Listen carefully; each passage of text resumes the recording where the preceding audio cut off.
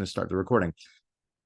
This was at a period of time when the Jewish people were led by partners of rabbis. There would always be one Nasi, who was the president of the Sanhedrin, and one Av Beit Din, who was the head of the court. He was the primary, I guess he was, the difference between a president and a prime minister within Israel to this day. One's the executive and the other one is the head of the largest party in parliament. But these were the two individuals. They were part of the train of tradition that they received the law from the previously mentioned, the previously discussed rabbis. And this is what the two of them said. Yehuda ben Tabbai said, when serving as a judge, do not conduct yourself like the lawyers. Now this is a reference to being overly litigious and trying to find every single reason, every single excuse for any kind of objection. And one of the things I had, I went to yeshiva. One of my friends, he left yeshiva, went to law school, and I still continue to study with him. One of the things when he was talking about his very early practice, as he was entering his father's law practice, he was a junior in the firm. But one of the things that he would discuss, at least within the American court system, is that you always have to make as many filings as you possibly can with the judge. Every single objection, every single defense, every single little thing, you have to be very pugnacious. You have to be very, very litigious. And that's how essentially you earn your keep. If you do not file enough paperwork with the judge, it will be viewed by your fellow attorneys as though you are shirking your responsibility or what your role is in this case. So this is essentially the injunction here. We're being told, don't do that. Be reasonable. You don't have to file every single little silly little petty thing just in the hopes that maybe something, if you throw enough spaghetti on the wall, maybe some of it will stick. That's really not the way to conduct yourself. Yehuda ben Tabbai said, don't conduct yourself like a lawyer. And when the litigants stand before you, consider them as wicked men. If you're going to be the judge, you have to think that these individuals here, either one, the plaintiff or the defendant, either one of these individuals here might potentially be lying. They might be wicked. I don't know. I have to think that possibility is always present. And when they depart, however, assuming they've accepted your judgment, view them as though they are now as innocent. They are now righteous. View them now as though they have been stripped clean of anything, any single besmirching quality that you might have thought about them in the past. Now you have to view them as though they are completely innocent, specifically once they've accepted judgment. And that's Yehuda ben Tabbai. Shimon ben Shetach said, examine the witnesses thoroughly and be cautious in your words. When you start asking questions, be very careful in how you ask your questions, lest people be watching, people be listening, and learn how they can deceive you. This actually reminds me, I was talking to another rabbi today about my smicha examination. So I was examined by a rabbi in Chicago. His name is Rabbi Shmuel First. And one time during my 6 hours of oral examinations, he asked me a question. I gave him an answer, and I was able to quote sources, and I can show him this proof and that proof, and I was able to verify that other rabbis said like this, concluded like the opinion that I had drawn, that I'd come to. He still marked it wrong because that's not the answer that he gives. That's not how he understands the halakha. That's not the halakhic decision that he would deliver. So you can, and I learned from this interaction that from how that I would have to answer the questions not as I understood the halacha, rather I had to answer the questions as he understood the halacha, which meant that whenever he would ask me questions, I would have to ask him questions back to see where he was going and what his train of thought was. So I learned very quickly to listen to his questions and figure out what is it that he was aiming for, what is he gunning for, and where is he and what does he want me to say? So it's a similar idea here. You're having to listen very closely to the questions in order to learn what the appropriate answers are. If you're a judge, you have to be very careful that people are not doing much the same to you, listening very closely to how you're asking questions to learn how they could potentially deceive you going forward. This is Shimon ben Shetach and Yehuda ben Tabbai. As I said, you'll see that justice you shall pursue. The focus of much of their teaching has to do with law and the application of that law, and so on and so forth. So let's now talk about who these people were. Let's talk about their historical background.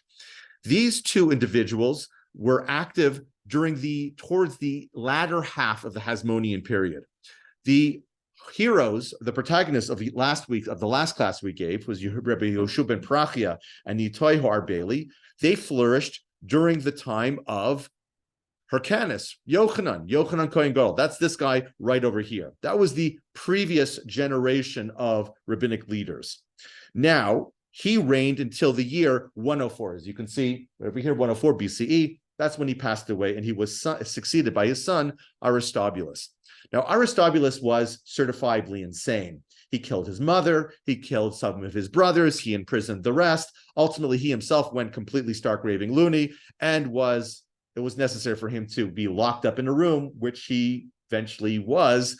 And his younger brother, Alexander Yanai, took over and reigned. Now, Alexander Yanai, who is this guy right over here, you can see he's married to Alexandra, or Salome. We call her Shlom Tzion in rabbinic literature.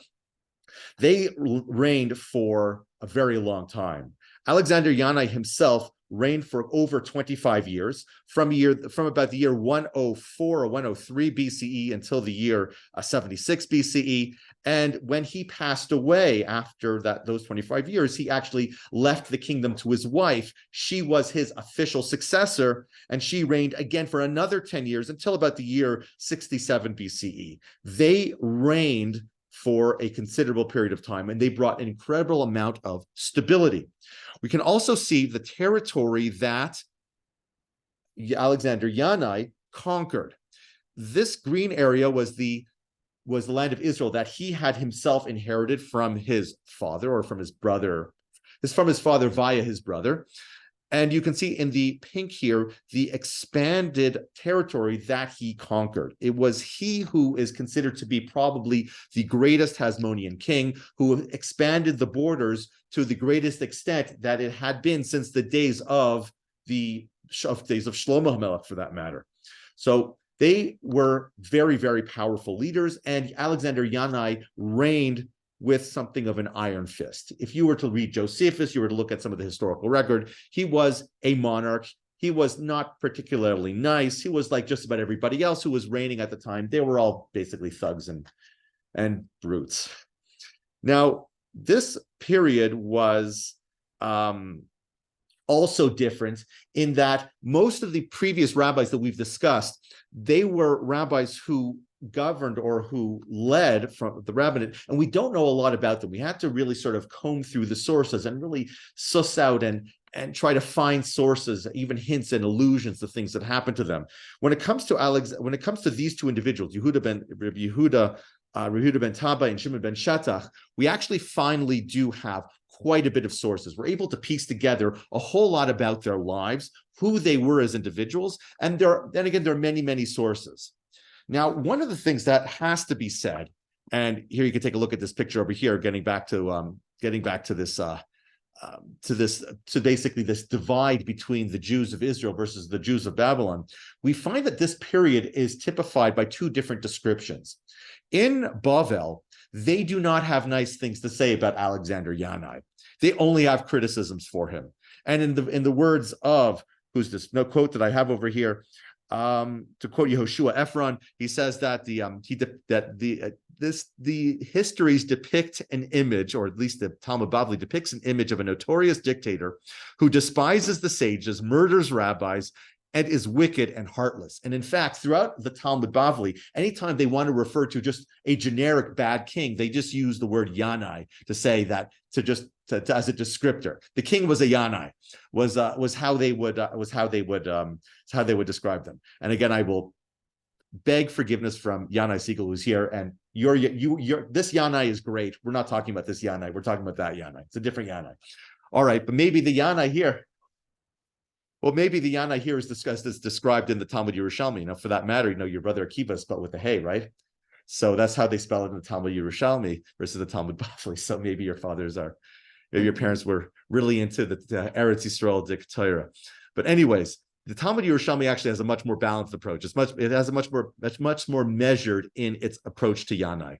It has criticism, to be sure, yet it's also accompanied with admiration. Now, as I mentioned, he was a king that brought incredible stability. He brought prosperity as well, and he expanded the borders to a degree that that encompassed an area that had not been seen in centuries. This was a really impressive individual, and he brought a lot to the Jewish people. According to the Talmud Yerushalmi, there's no confrontation with Chazal. He does not challenge rabbis. For example, there's no record of a pogrom against the Pharisees. If you read the Talmud Bavli, you'll see that he actually was not all that great when it came to the rabbis. He killed them, he murdered them, he found them to be something of a thorn in his side who opposed or challenged his authority. But in the Talmud Yerushalmi, you have no record. So let's actually take a look at two different sources. We're going to take a look at the same event. We're going to see how it's described in the Bavli and also how it's described in the Yerushalmi. And the reason why this is especially important is because Shimon ben Shetach was King Yanai's brother-in-law. Shimon ben Shetach, the rabbi that we've been talking about until this point, was the brother of Shlom Tzion, the wife of Alexander Yanai, one of the greatest Hasmonean kings. And here we're going to see two different versions of the same story. We're going to take a look at the Bavli first. All right. So King Yanai and his queen were eating together, and since he had killed all the rabbis, there was no one left to say grace. There was nobody left to say Birchas HaMazon. There was nobody to bench. They needed somebody to bench for them. Let me just take care of this. Yeah. Okay. Anyways, they needed somebody to bench. There was nobody to do it. So Shlom Tzion, who is the wife of Alexander Yanai, who is also the sister of Shimon ben Shetach, she says, well, I actually know some guy I could call, but I want you to make an oath that you're not going to harm him in any way. Swear to me that you're not going to kill him. So Alexander Yanai makes the oath, and she summons her brother, Shimon ben Shetach. Now, Shimon ben Shetach was already by this point the head of the Sanhedrin, and according to the Bavli, the Sanhedrin had been killed out by Alexander Yanai. So this was a guy in hiding, but he was brought back, and he was now placed at the table. But not only was he placed at the table of the king and the queen actually placed him directly in between the two of them. That means to say that now you have the king and the queen sitting on either side of Shimon ben Shetach. And I don't know if you've ever sort of observed some of the etiquette of the royal family. I mean, our royal family, in England, you cannot sit between the king and the queen. You're not equal with royalty. Even if you're the brother-in-law, even if you're the brother of the queen, you can't sit between the two of them at any official function. But anyways, she placed her brother between herself and Alexander Yanai the king. And again, this is the head of the Sanhedrin who was taken out of hiding because of an oath that Yanai Melech had made that he wasn't going to harm him because they needed somebody to say Birchas HaMazon for them. And so Yanai says to his brother-in-law, look at the honor I have bestowed upon you. But Shimon ben Shetach said, no, you're not honoring me. The Torah honors me, and it sort of forces your hand. But you're not the source of what's coming my way. The Torah is. How do we know this? Well, it says in the book of Proverbs, exalt her and she will uplift you. She will honor you when you embrace her.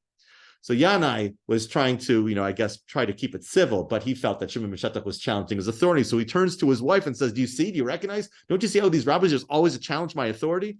Well, anyways, they needed him to say Birchas HaMazon, so they brought him out a cup so that he could lead the Zimun. But he basically said, how am I going to say the Zimun? What's the most important line of the Zimun? Let us bless Hashem for the goodness that we have eaten. We have eaten from God's goodness. How can I say I've eaten from God's goodness? I can't say that. I haven't eaten anything, Shimon ben Shetach said. So they gave him something to eat. He drank the wine, and then they gave him another cup, and he said grace over it. Now, this story lacks all historical context. Yanai and the queen, Yanai, the king, and the queen, they sit down to eat, they sit down to dine. They have nobody after having killed all the sages to say Birchas HaMazon for them. There is a religious function that they require now, and there are no functionaries to perform it. And everything had been fine until, I guess, they decide to sit down for a meal, and then they find themselves in a predicament. They call Shimon ben Shetach, and he saves the day, while at the same time needling King Yanai while in the process. The Talmud Bavli presents us with something of a parody of a strange king who kills all the sages but takes care not to eat a meal without saying a bracha. It just doesn't add up. It's kind of weird. It's kind of bizarre. But that's the picture that is painted by the Talmud Bavli. Again, the Talmud Bavli frames Yanai as something of a wicked, evil king with no redeeming qualities. But anyways, let's take a look at the exact same story as it comes to us from the Talmud Yerushalmi, the Jerusalem Talmud. And these are two versions of the Talmud that reflect two different traditions. Here we go. Let's take a look. Once there were 300 poor Nazarites, Nazirim, who came to Israel in the days of Shimon ben Shetach upon the completion of the Nazarite ritual.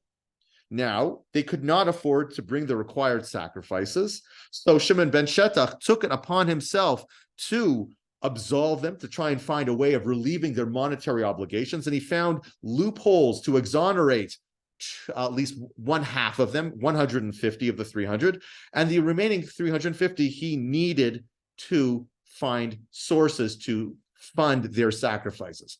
Now, what's going on over here? In the days of Chazal, during the times of the Bayesheni, there was a class of people called the Nazir.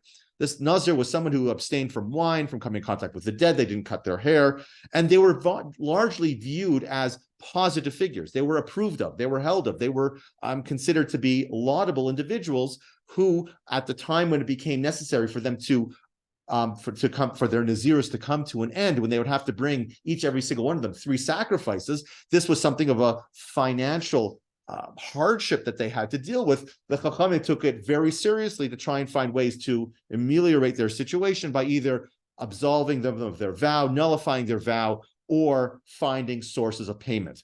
So Shimon ben Shetach took it upon himself to figure out what to do. So he goes to his brother-in-law. And again, this speaks to a very, probably a fairly open relationship that the two of them had. He could just walk over to his brother-in-law and say, hey, there are 300 Nazirim here. They need 900 offerings because each one has to bring 3, and they can't afford them.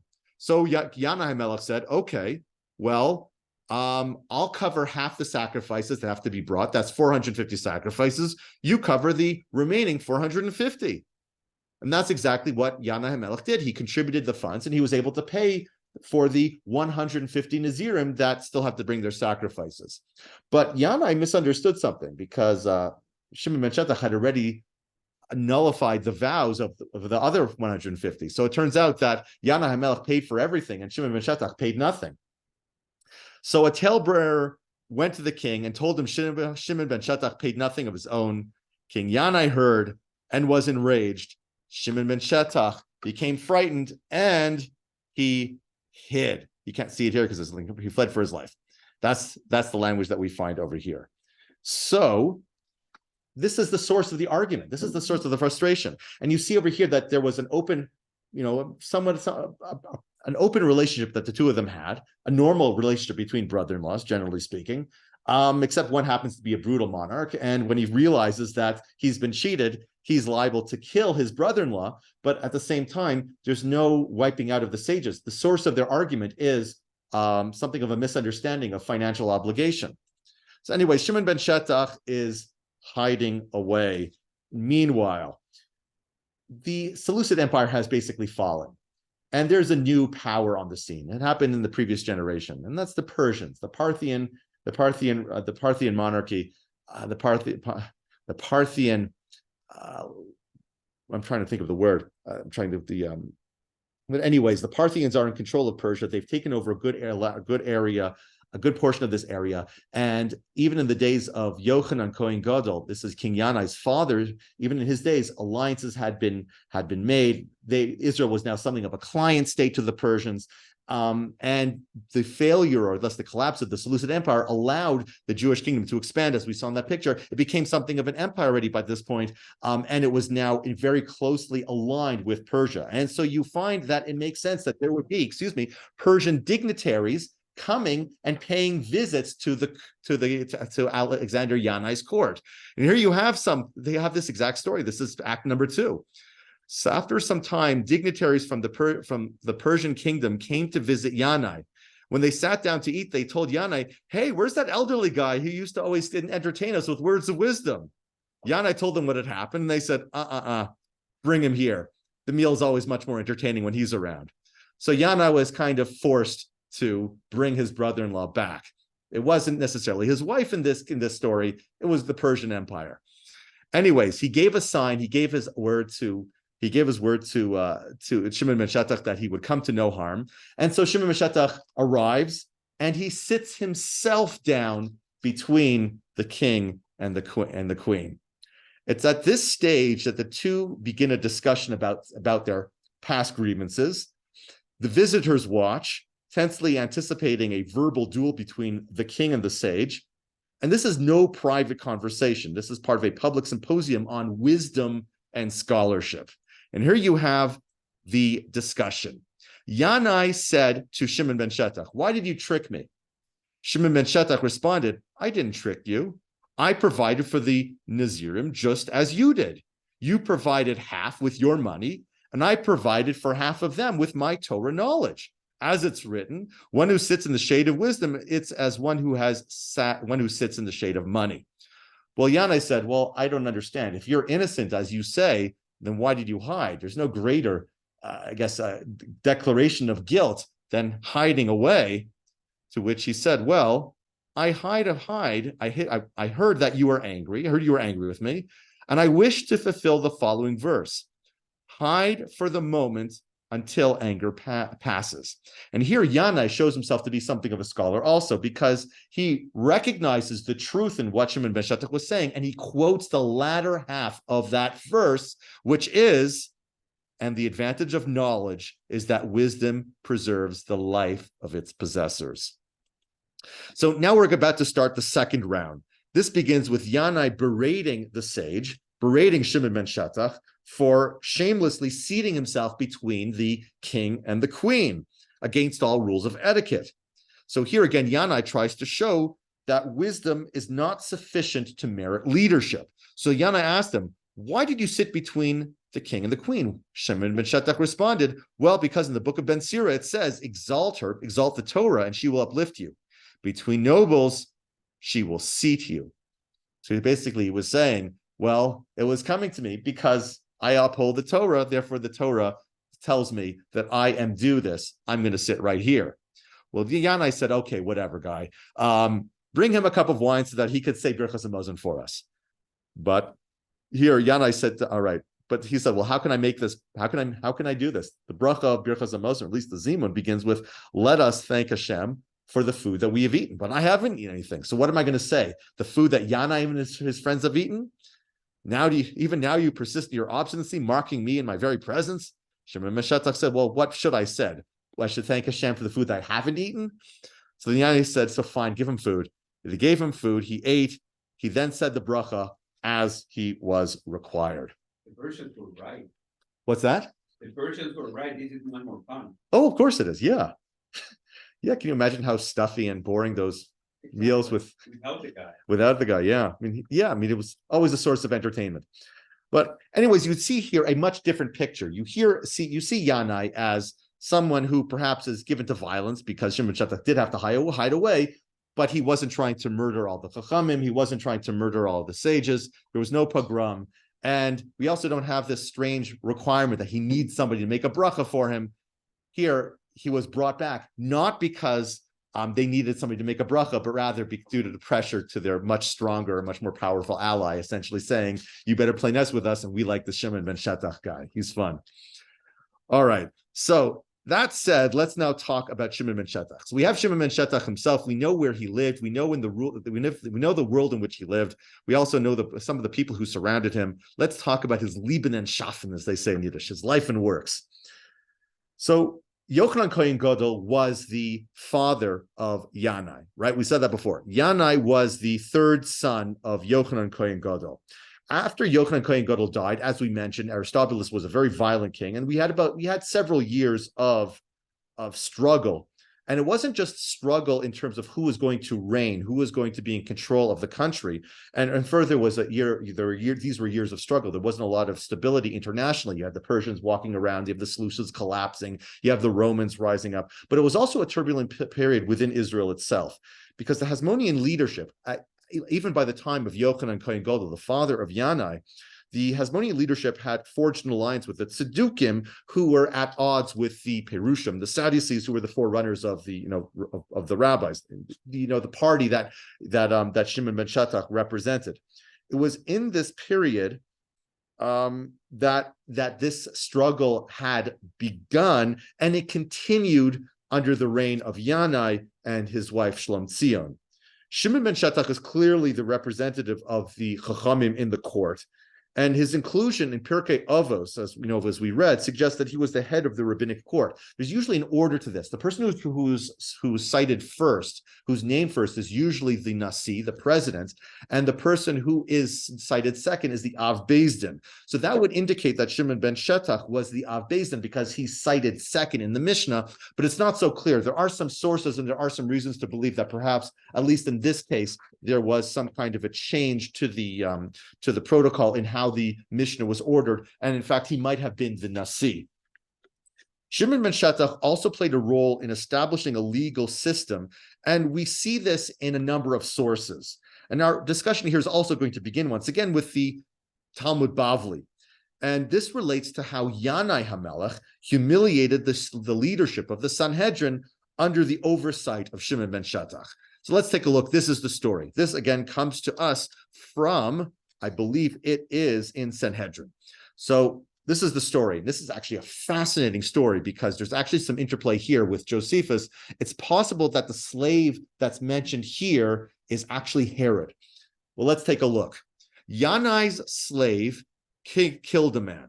Because remember, Herod was the son of Antipater, who was the Nedumian quasi-slave type individual who was kind of owned by Yanai, but who was also a government official. Go figure. Things were complicated then.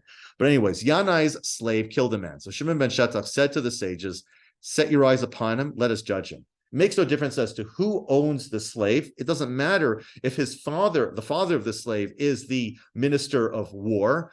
This individual here murdered, he has to stand trial. So they sent the king word saying, "Your slave has killed a man." Thereupon he, the king, sent the slave to the Sanhedrin to be tried. But that wasn't good enough. Shimon ben Shetach said, "This isn't good enough for us. We know something in the Torah. This is something we're learning in the Daf Yomi. If an ox kills someone, there has to be some kind of a hearing. There's a court case. It's not exactly a trial, but there is a protocol within the court that the owner of the ox has to stand in Beis Din so that they could figure out exactly what happened and what exactly is going to happen to this ox. If an ox kills someone, then we're concerned that ox has a track record for being a violent animal, and because it's a risk to the public, we actually have to put that ox down. And the requirement that the Torah says is that if you are the owner of something and it kills, you have to stand in the court in order to be a participant in this court case.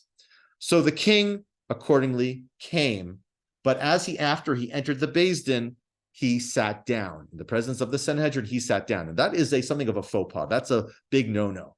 The litigants in Jewish courts stand. And this is where we see this. This is actually one of the sources. Shimon ben Shetach said, "Stand on your feet, King Yanai, and let the witnesses testify against you. You don't stand because of the Beis Din. You're not standing out of respect for us. It's not out of respect for us that you're here, but rather you stand out of respect for the one who spoke and the world came into being. You stand in respect to God. God is considered to be present when judgments are adjudicated, when judgments are delivered. According to tradition, we believe that God is present and is agreeing with the judges, assuming the judges are saying something that is based in halacha. So that's what happened here. Yanai replied, "I shall not act in accordance with what you say, but in accordance with what your colleagues say." Shimon ben Shetach, you are my brother-in-law. Perhaps you like me, perhaps you don't. Perhaps you're a little bit more brazen-faced than others, but I'm not going to listen to you here. I'm going to ask your fellow judges here and ask them, do they think I should stand? Now, this was a bit of an act of intimidation, and the Shimon ben Shetach first turned to the judge on his right, then on his left, but they were intimidated by the king. They looked down at the ground in shame. They did not say anything, implying, King Yanai was implying, "I'm going to sit and you're 1 against 3 here. The other 2 aren't going to side with you." Well, then Shimon ben Shetach said to them, "Are you wrapped in your thoughts? Cat has your tongue. Let the master of thoughts, let God come and call you to account." Instantly, the angel Gabriel came, smote them to the ground, and they died. 2 other judges died. It was there then that he enacted the following ruling: a king who is not of the house of David may neither judge nor be judged, testify nor be testified against. What Shimon ben Shetach was doing is he was trying to create something of a barrier, something of a guardrail around the court system. He wanted the law to be universal and the law to be blind to people's standing, their class, their wealth, and I guess their level of violence that they were capable of. He wanted the courts to function. Here he saw that if he was to push this too far with the king, he stands at risk of completely delegitimizing the legal system. So what he did was completely cut the king out of all law, which meant that while it's true, the king could not be tried for crimes, at the same time, the king could not bring others to court. The king was cut completely out of the legal system here. It was a decree, this was a law, and this was something that he promulgated in order to ensure that the law not be tampered with by the personality of the king, who has an incredible amount of control and influence and intimidation over his population. Well, this was, I don't think he's Jewish. Depending on what this side of the debate you find yourself on, that's either a good thing or a bad thing. But anyways, let's go. So again, according to this tradition, Shimon ben Shetach is viewed as holding a crucial leadership position during the period of King Yanai. And Shimon ben Shetach also serves as a bulwark of justice, preventing government dictates from undermining the foundation of the law.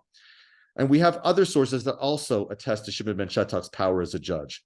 The Tosefta relates that Shimon ben Shetach's relentless pursuit of justice established him as an exclusive supreme authority in the world of the sages, even in relation to his partner, Yehuda ben Tabbai. Let's take a look at that source. This is from the Tosefta. The Tosefta is a parallel text. It's not a competing, but it's another collection of oral traditions and teachings, runs parallel to the Mishnah. It is largely contemporaneous with the Mishnah, but has a different author. And it's included in the Talmud. If you open up the page of a Talmud, if you open up to the back of a tractate of the Talmud, you'll see the Tosefta there, because it's very often it provides auxiliary information to what we find in the Mishnah, and additionally also provides just new information that we would not know otherwise. The Gemara itself quotes from it frequently to prove or disprove this, that, or the other thing. But this is actually an interesting quote here. It says, a single witness is never declared a perjurer until both witnesses are found to be perjurers. So this, what is this? It's the following case. If someone is being tried and two witnesses come and say, we saw so-and-so commit, a theft. And then those two witnesses are then for themselves perjured, which means to say two other witnesses come and bear testimony that the first set of witnesses could not bear witness to that because they were not in that location. They were with these other witnesses in a completely different place. According to Torah law, we punish those witnesses, the perjured witnesses, we punish them with the punishment that they were trying to get passed on the innocent bystander here. But what we say is that they're not liable unless both are perjured. While you might delegitimize their testimony and the man now goes free, you cannot punish these witnesses unless both of them are being perjured at the same time. You can't do, if you can show that one is committing perjury, then the case is dismissed, but they don't get punished unless both of them are guilty. Yehuda ben Tabbai said, I once put to death a single perjured witness as a demonstration against the position of the Boethusians, who stated that a perjured witness could not be put to death until after the accused had been executed, which is a completely different discussion over here. But Yehuda ben Tabbai is essentially saying, I'm not so sure about this halacha that you're saying. I don't practice that way. In fact, I have, put to death an individual who was only a single witness who was found to be a false witness. Shimon ben Shetach said to him, you shed innocent blood. For the Torah says, on the testimony of two witnesses or three witnesses, shall he that is to die be put to death. Just as the witnesses must be two, so too the witnesses who are proved to be perjured also must be two. So Shimon ben Shetach showed him through a biblical verse that is incorrect, and as a result, he killed someone who did not deserve the death penalty. And that was just Shimon ben Shetach speaking to somebody who was largely viewed as not only his contemporary, but his equal. At that moment, Yehuda ben Tabbai agreed to never give legal ruling except upon the authority of Shimon ben Shetach. So we see that in his day, even the people who could be largely viewed as his equals deferred to his authority. And there's some really interesting stories that the Talmud tells us about what did Yehuda ben Tabbai do in order to, to make amends for the fact that he put somebody to death who probably, at least according to Shimon ben Shetach, did not deserve the death penalty. We also see that Shimon ben Shetach's stature in the Beis Din led him to prescribe rigid and meticulous rules of procedure, which were not viewed as being neither lenient nor rigid, but rather represented a higher and more precise judicial standard, stressing the sanctity of life. And we see this also from another Tosefta. Take a look at this text over here. Shimon ben Shetach once said, once I did see someone running after his fellow with a sword in his hand. I saw somebody who was likely a murderer chasing after somebody else, the guy holding a sword. And I saw that the two of them ran into a private alleyway. In the case, the example that's used over here is that they ran into a ruin. Basically, they ran to an alleyway where there was nobody around. And I followed after them, but I didn't see the act. But when I turned that corner, Shimon ben Shetach says, I saw the man holding the sword. The sword was bloody, and I saw the other man dead. And I said, you evil person, who killed this guy? Either you killed him or I did. It was unlikely me, so it was almost definitely you. But what can I do? Your case is not handed over to me, for the Torah says, on the testimony of 2 witnesses or on the testimony of 3 witnesses shall a person be put to death. However, he basically says, I can't do that because I do not have another witness here. And I'm not even a witness because I didn't see the act. I only saw the aftermath. However, the one who knows the thoughts of man will exact punishment from you. And according to the Tosefta, Shimon ben Shetach did not move from that spot until a snake bit the murderer and he died. So what do we see from this? We see that according to Shimon ben Shetach, adjudication in capital matters requires care and absolute certainty, and it can't be subject to conjecture and speculation. The obligation that we have to preserve people's life is very, very prevalent. It's very, very powerful, and it was something that he governed by. He was very, very meticulous in his application of the law. Those who deserved it received the full brunt of it, but those who were not subject to the law due to a loophole, due to whatever legal reasoning or whatever the case may be, Shimon ben Shetach would not impose what perhaps he thought to be the right thing to do on the legal system if it did not pass some kind of standard within that legal system. He wanted to be consistent. He wanted to be just. On this, and again, on the other hand, while it's true, we see in this story, he acted to preserve somebody's life. He relied on the law to not kill somebody who was deserving of the death penalty. On the other hand, when he had witness testimony, he was very willing to put people to death, as we see from the story of Ashkelon, when he put about 80 women to death for various reasons. There was testimony that there was some great act of witchcraft that had been perpetrated by them. He was definitely willing, when the needs of society demanded it, that the law be applied, and he applied the law, but he would not apply the law unjustly. Now, we also see that he, because of his application of the law in this way, he did definitely earn many enemies, the enmity of many. We have this case over here. This is from the Talmud Yerushalmi. Shimon ben Shetach's hands were heated. That means to say that he was quick to execute those condemned to death. As soon as the judgment was passed, they would go out right away, and the sentence would be passed. A group of scoffers came and said, let's conspire against him by testifying against his son and have his son executed based on his own application of the law. They testified against him, and his son was tried and condemned to death. But it was at that point that as his son was being taken out to be executed, they admitted to Shimon ben Shetach, we lied. The joke's on you. Shimon ben Shetach wanted to nullify the verdict. Now, that would actually contradict his own ruling that says that once sentence has been passed and the individual has been taken out of the court and is about to be placed on the gallows, you cannot retract the death penalty. There's no like midnight stay of execution within his rubric of the law. He was challenged here. He wanted to, in fact, stay the law here. He wanted to bring his son back, nullify the verdict. But his son said to him, Father, you sought to bring salvation by your hand.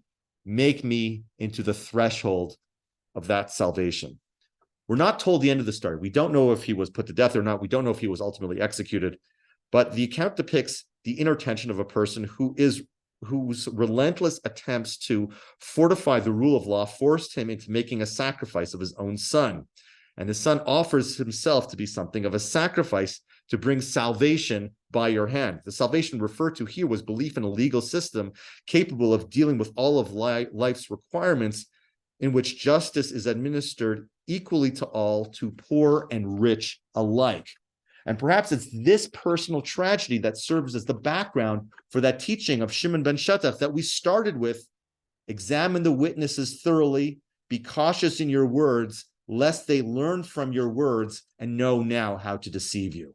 Perhaps it was in response to this story here that he said, be very, very careful in how you ask questions. Try to ascertain if perhaps this individual is playing you. It was in the days of Shimon ben Shetach that ultimately the Pharisees, the Perushim, gained dominance. They gained victory over the Tzedukim. And this is actually recorded in the Megillas Ta'anis. I'm not going to read through this entire text with you, but essentially what it says is that Shimon ben Shetach was under the rule of his sister when King Yanai had passed away. It became necessary to adjudicate certain cases, and the Tzedukim who were in the Sanhedrin were unable to answer various halachic questions, and so therefore it was necessary for them to be replaced. And gradually over time, the Tzedukim were replaced by students of Shimon ben Shetach. Finally, the Perushim gained dominance in the Sanhedrin. And we also see this within the sort of secular literature as well. It's not just within the Megillas Ta'anis. We also see this in Josephus here. It says that Alexandra or Shlamtzion permitted the Pharisees to do as they wish in all matters, and also commanded the people to obey them. And she reinstated all the regulations that the Pharisees had introduced in accordance with the traditions of their fathers that had been annulled by her father-in-law, Hyrcanus, Yochanan Kohen Gadol. Let's talk about some of the decrees that perhaps he's alluding to. There are three different decrees that Shimon ben Shetach is notable for. Shimon ben Shetach enacted three different regulations. A, that a man may do business with a marriage contract. We'll explain what that is in a moment. Children should go to school, and glassware should be considered susceptible to impurity. Now, what is this a reference to? This is a reference, at least let's talk about the last case, because that's something we're perhaps we're most familiar with. In a previous class, we spoke about Rabbi Yeshua ben Prachia made a decree, or perhaps it was Yossi ben Yoezer. He made a decree that normally, according to the rubric of halacha, glass is not susceptible to becoming impure. And in a society that's obsessed with ritual purity, glass was a highly sought after material, but glass was not made locally. It wasn't indigenous. There were no indigenous glass blowers. They all came from chutz la'aretz. In order to sort of prop up the local industry, there was an attempt to create a prohibition or to decree that glass should now be considered susceptible to impurity. Now, either according to some, that decree fell into was forgotten, it was no longer applied, and either they brought it back, or this was an expansion of that prohibition to include other things besides glass. So that was one decree that was put into effect by Shimon ben Shetach. There's another one, universal education. We don't really need to have to speak too much about this, but universal education is something that speaks an incredible amount to the personality of Shimon ben Shetach. To have decreed that every single child in Israel should be provided education is an incredibly modern idea, and I guess at the same time it's a very old Jewish idea, but it was out of concern for the fact that so many people went unlettered, unlearned, and primarily as a consequence of people's poverty. The Talmud tells us that in Jerusalem, if one had a father in Jerusalem, chances were likely your child was educated. But outside of Jerusalem, even if somebody had a father, they were unlikely to be educated. And even within Jerusalem, if somebody was an orphan, a father passed away, it was unlikely that they would go to school. As such, Rabbi Yeshua, as a result, Rabbi Shimon ben Shetach is lauded as the instigator, the initiator of universal education within Israel. Now, in the Talmud Bavli, it actually attributes it to Yehoshua ben Gamla.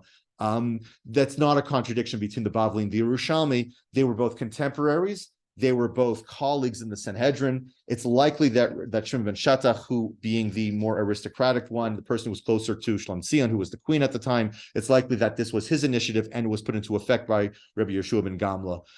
It's likely that they both get some credit for this, but Shimon ben Shetach played a highly instrumental role in ensuring that the Jewish people not be ignorant. Let's talk about the marriage contract. What's this a reference to? Well, this is actually a reference to the kinds of obligations that a husband has to ensure that his wife is taken care of after he dies, or should he divorce her. And there's a whole sort of progression to this decree. Shimon ben Shetach created the most protective decree as far as women are concerned by essentially declaring that all of the property that the husband owned is considered to be are considered to be guarantors for the ksuba, which means that even should the money that was designated to be given to the woman upon divorce, or should the husband die, even should that money have magically disappeared, it makes no difference where that money has gone. The money has to be sourced from some other piece of property or some other valuable that the husband owns. The ksuba can be collected from any property or anything owned by the husband, again, creating a greater level of protection for women. In addition to enacting all these decrees, Shimon ben Shetach is also credited with increasing respect for the God of Israel amongst the inhabitants of the land, be they Jewish or otherwise. Let's take a look at the text from the Talmud Yerushalmi. It says, Shimon ben Shetach dealt in flax to support himself. He was a flax dealer. His students said to him, Rabbi, that's a very labor-intensive work. Well, I'll tell you what, we're going to buy you a donkey so that you can now be a donkey driver, and therefore you don't have to work as much. You'll be able to make a better living, and you can spend more time studying and teaching. So they went out and bought him a donkey from a Saracen, but unbeknownst to the Saracen, the donkey had a pearl hanging from its neck. As they were walking back to Shimon ben Shetach's house, they discovered this pearl, and when they came into Shimon ben Shetach's home, they said, "From now on, you don't have to do any work anymore.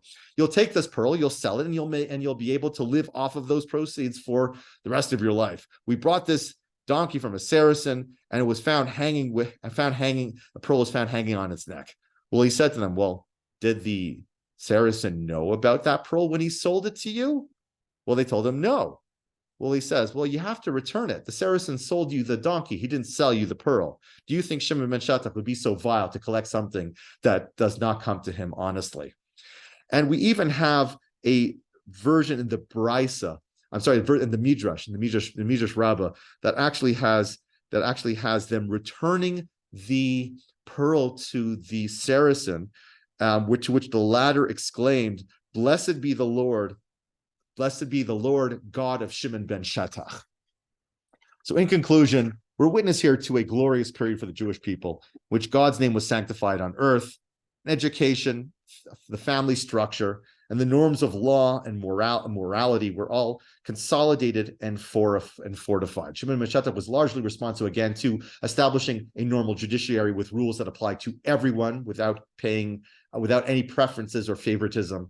Universal education, protecting women, standing up for the rights of Torah observant Jewry, and at the same time glorifying God by exemplifying incredibly moral and highly ethical behavior. The next class is going to be the final class in this series, because we're coming to the end of the Hasmonean era.